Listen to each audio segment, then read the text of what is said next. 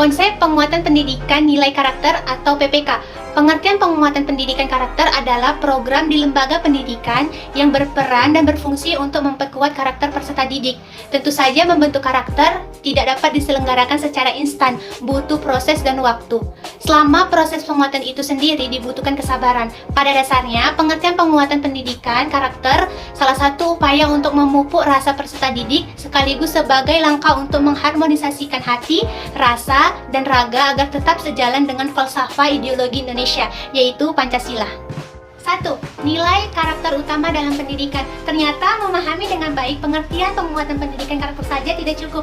Ada beberapa unsur yang harus kita kuasain. Di antaranya adalah mengerti nilai karakter utama pendidikan. Berikut ini adalah nilai karakter utama tersebut. Yang pertama yaitu religius. Religius memang tidak merujuk pada satu ajaran. Di Indonesia ada 5 kepercayaan yang dianut, di mana setiap masing-masing agama yang religius ini pastinya mengajarkan hal baik terhadap manusia. Setidaknya landasan religius inilah yang nantinya akan membentuk pribadi seseorang menjadi pribadi yang taat kepada Tuhannya. Yang kedua, nasionalis. Memiliki karakter nasionalis tidak hanya dilihat dari lisan, hanya dengan mengucapkan aku NKRI, tetapi nasionalis yang ditunjukkan secara perilaku dan sikap. Tentu saja bentuk nasionalisme ini sangat luas, caranya pun berbeda-beda tergantung potensi dan kemampuan masing-masing orang. Yang ketiga, mandiri. Kemandirian juga memiliki karakter utama dalam penguatan pendidikan karakter. Setidaknya orang yang mandiri memiliki jiwa yang tidak tergantung kepada orang lain atau semacamnya. Prinsip-prinsip pengembangan dan implementasi PPK. Gerakan penguatan pendidikan karakter atau PPK dikembangkan dan dilaksanakan dengan menggunakan prinsip-prinsip sebagai berikut. Yang pertama, nilai-nilai normal universal. Gerakan PPK berfokus pada penguatan nilai-nilai moral universal, yang prinsip-prinsipnya dapat didukung oleh segenap individu dari berbagai macam latar belakang agama, keyakinan, kepercayaan, sosial, dan budaya. Yang kedua, partisipatif. Gerakan PPK dilaksanakan dengan mengikut sertakan dan melibatkan publik seluas-luasnya sebagai pemangku kepentingan pendidikan bersama dengan pelaksana gerakan PPK.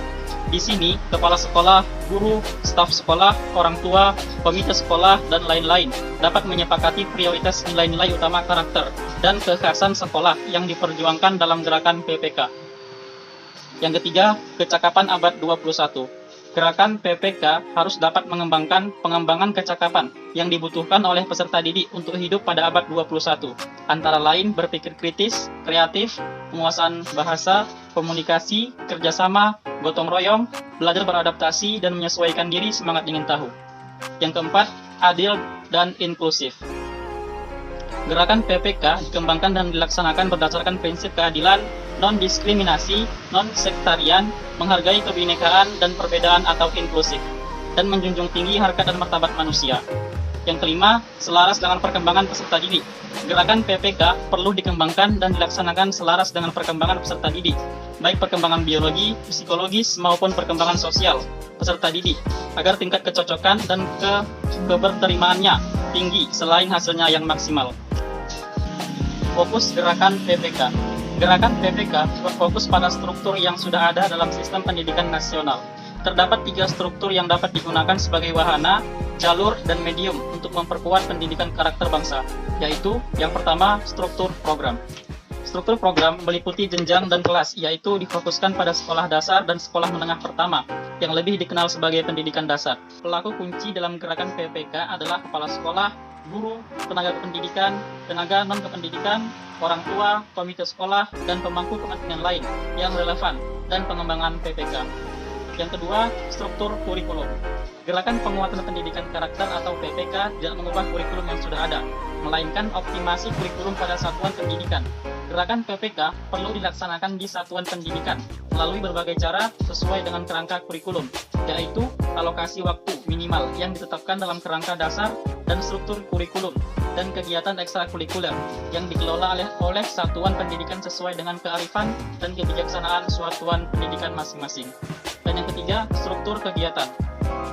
Gerakan PPK bisa sangat bervariasi, tergantung dari apa yang menjadi prioritas pembentukan karakter dalam lembaga pendidikan. Kegiatan PPK mengajak masing-masing sekolah untuk menemukan branding khas mereka sehingga sekolah di Indonesia menjadi sangat kaya sekaligus unik.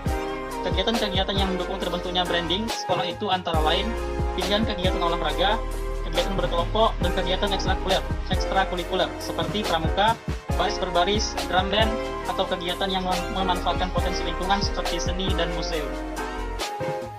4. Basis gerakan. Basis gerakan dapat dilaksanakan dengan berbasis struktur kurikulum yang sudah ada dan mantap dimiliki oleh sekolah, yaitu pendidikan karakter berbasis kelas, budaya sekolah, dan masyarakat.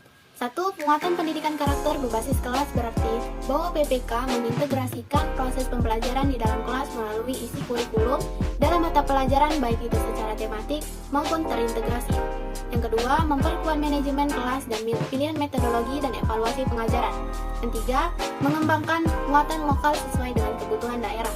2. Penguatan pendidikan karakter berbasis budaya sekolah berarti bahwa PPK menekankan pada pembiasaan nilai-nilai dalam keseharian sekolah. 2. Melibatkan ekosistem sekolah. 3. Mengembangkan dan memberi ruang yang luas pada segenap potensi siswa melalui kegiatan kokurikuler dan ekstrakurikuler. 3. Penguatan pendidikan karakter berbasis masyarakat berarti bahwa PPK melibatkan dan memberdayakan potensi lingkungan sebagai sumber pembelajaran seperti keberadaan dan dukungan pegiat seni dan budaya, tokoh masyarakat, dunia usaha, dan dunia industri. 2.